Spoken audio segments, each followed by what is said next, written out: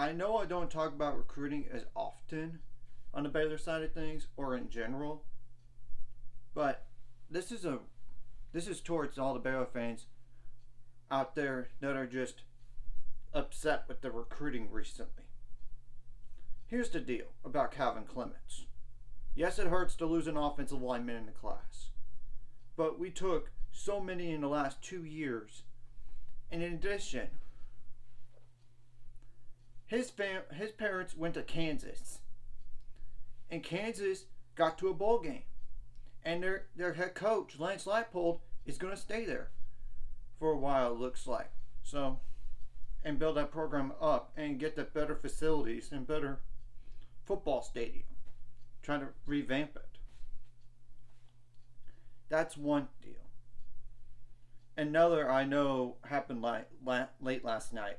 Torian York, long time commitment, but here's the deal. He's kind of like Terrell Bernard, but shorter and not as big of a guy. He's like a do-it-all guy, but not like a master of one. In addition, it's not like the dog on the guy or anything. I know 3 stars are good, but he's a 3-star. And you got to consider this. First of all, the DC, Ron Roberts, is gone. So it was probably inevitable anyway that Torian York was going to be on the way out. And it's been rumored that he's going to go to Duke, according to 247 Sports. In addition, in order to have transfers out of transfer portal, you got to have some attrition.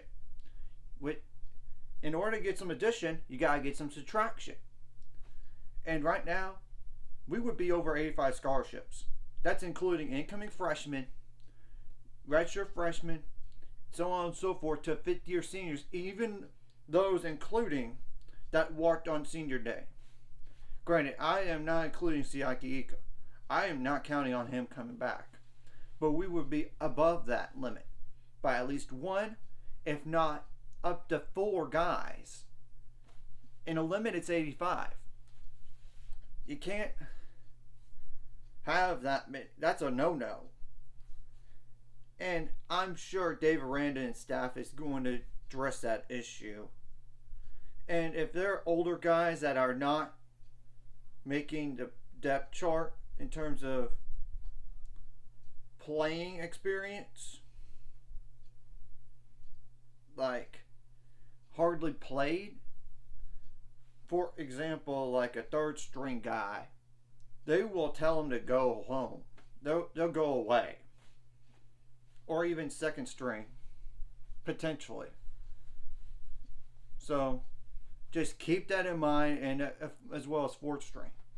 You got to keep that in mind. In order to get this roster, get some transfers, we have to lose some players along the way.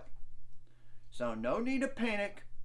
And I know we don't have a DC right now, but I know Dave Aranda is doing his due diligence.